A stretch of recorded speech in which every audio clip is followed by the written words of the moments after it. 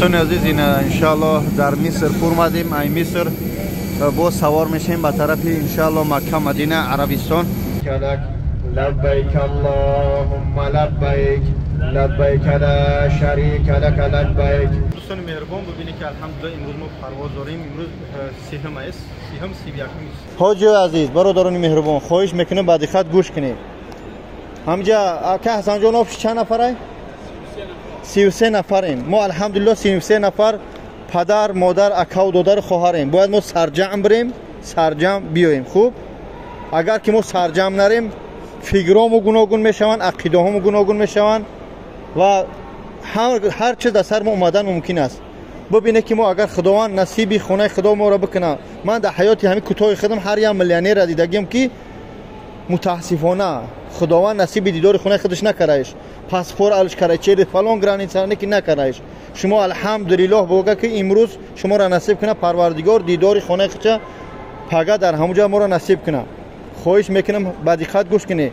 هر یک رکعت نماز در اوجا میخونیم 100,000 نوشته میشه. این شوخی نیست. هر یک ثواب میکنیم 100,000 ثواب نوشته میشه. اما نازکی یک کار همین یکی هر یک گناه میکنیم در همونجا 100,000 نوشته میشه. این شوخی نیست. اگر روزی همونجا که رفتیم پروردگار نصیبش کرد وقتی و میخریم این حدیث پیغمبر صلی الله علیه و آله پروردگار گفته بنده کل گناهاش عفو میشوند مثل طفلکی بیگناه میشوند. خداوند اگه همینجا رفته با کسی دیمبارا میره عمرتون درست کنه شاید اولین و آخرون تو باشه. از اونجا که اومده پروردگار شاید امانتیش بگیره. با هم خاطر به حد احتیاط باشیم.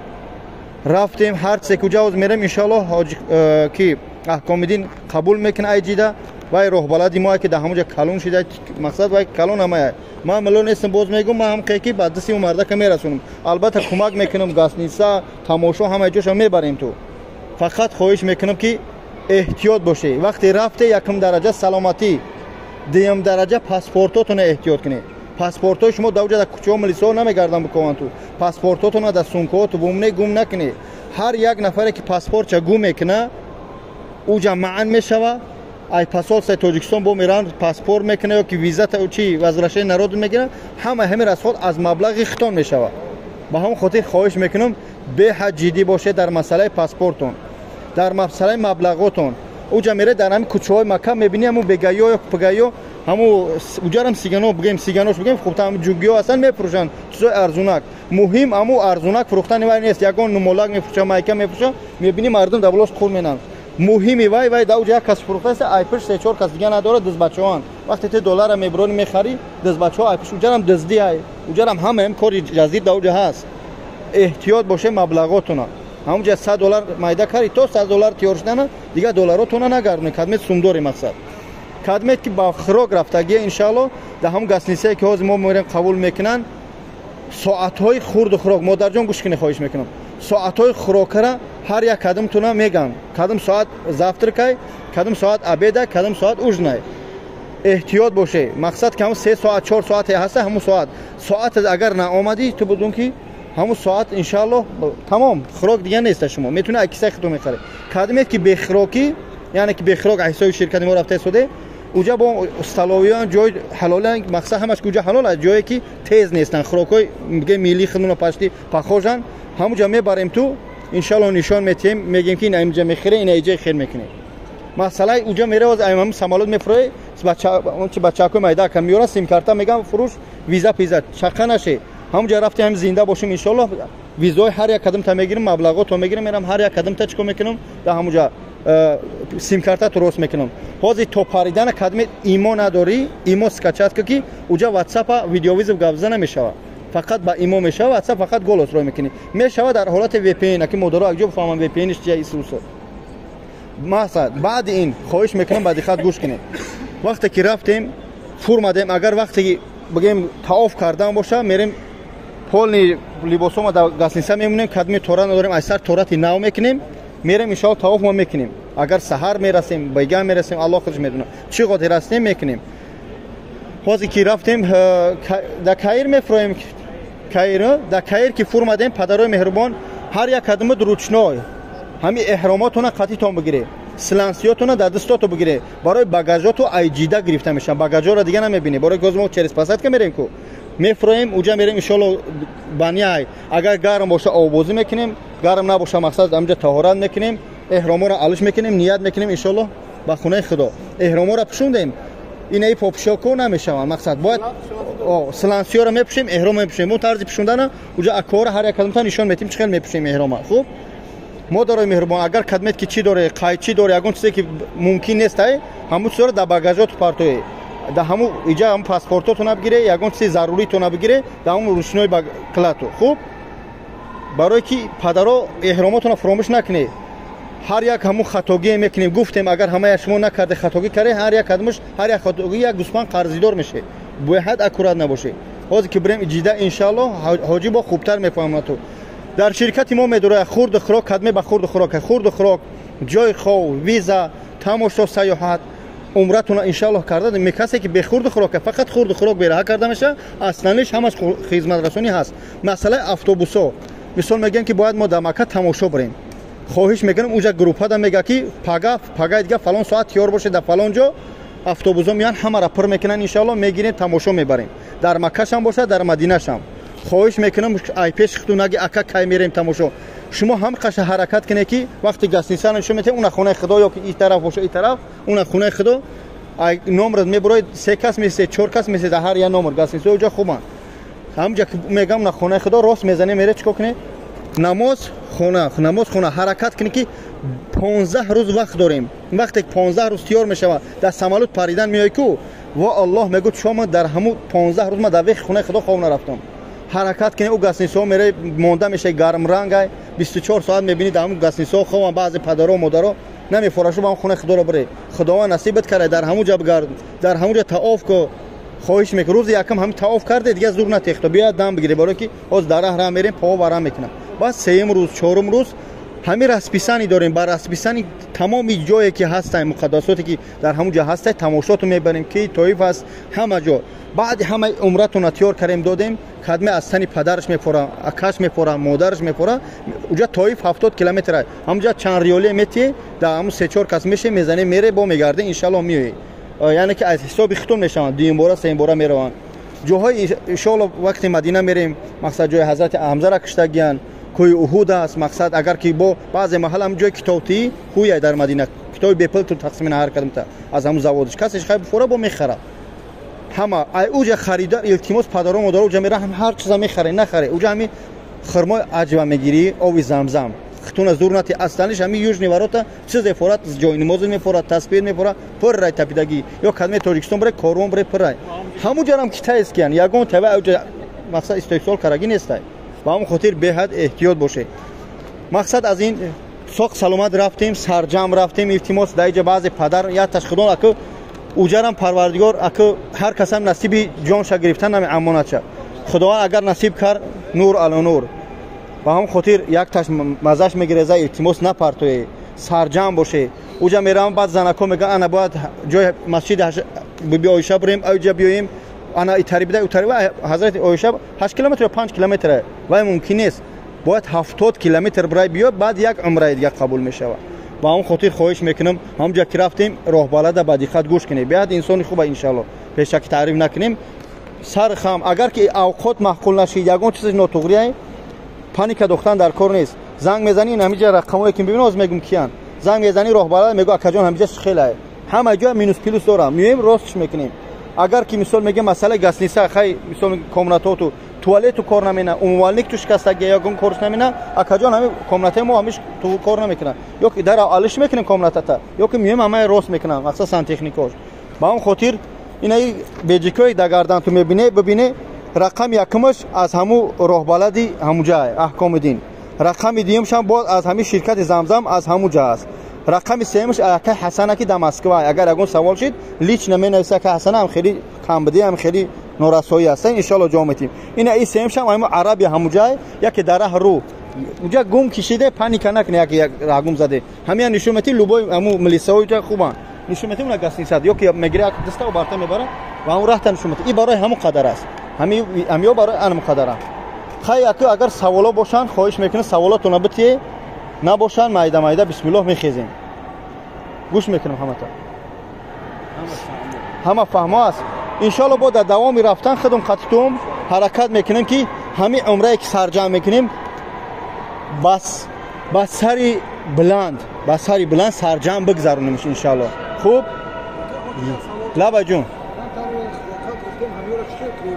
از آوات و ایجا میگیرن خوراکات سبای بگیری خدمت اگر بدروگ وزموج هست نباشه بعضی آدما قیله میگیرن هر چیز میگیرن و در همونجا میریم ما میخریم مثال میگیم اگر کدمی اویلت قطعی باشی بخوای که در کامنات قطعی اویله است بسیم همونجا در پالنی تلسوم اسپوری همون کامنات را ایتم خودت اویلت استراحت میکنی آن همین خدر کدمی خد کس سه کس چهار کس بسی لبا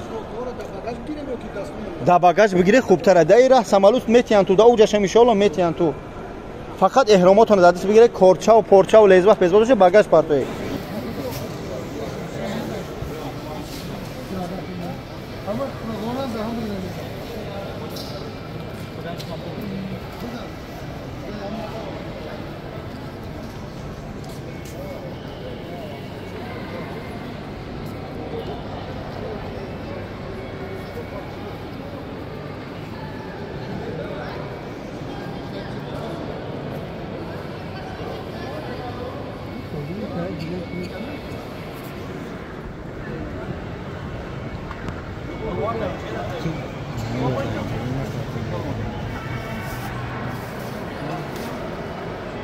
این برای اون کجاش خوبی داره اپارتمان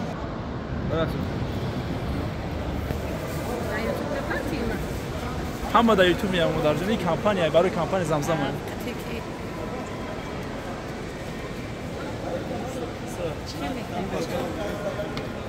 اکل هستم اون گفتنی داری؟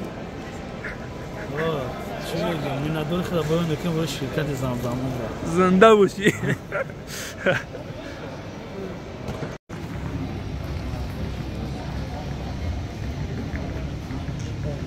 بچه کد دا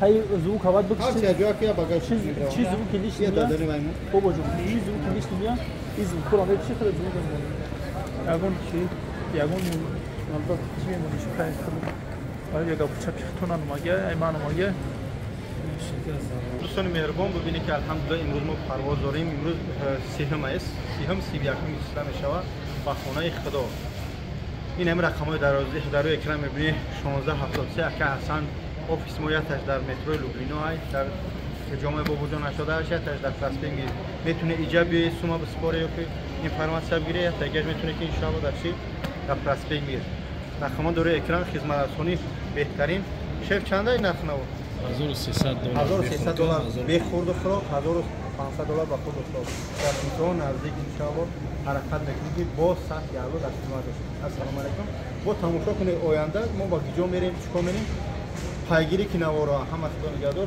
سلام علیکم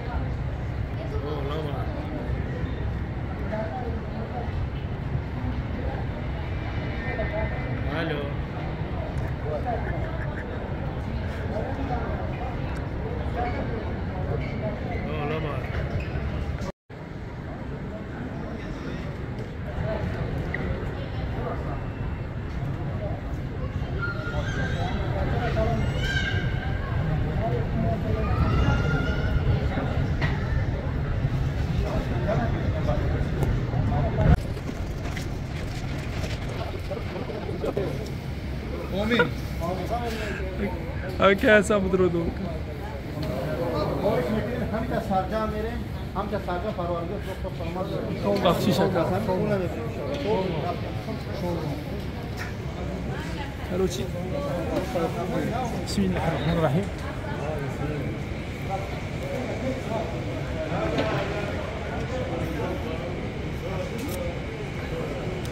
شرکت زمزم اون را در خدمت شما برادران زنگ بزنید. ای ماشاءالله. الحمدلله رفته بسم الله. فقط دعاگو باشید. بخشید بیمو تاج برو. همین خیلی رفتن بگیرم.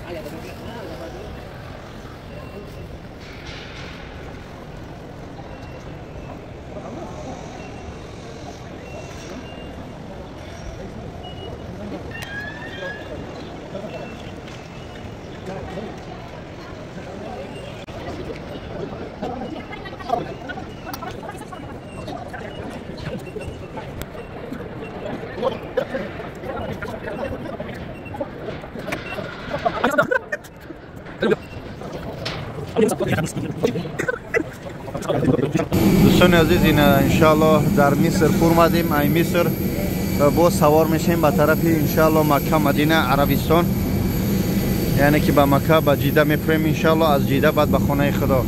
شرکت زمزم عمره در خدمت شما است انشالله. در زنگ زنید.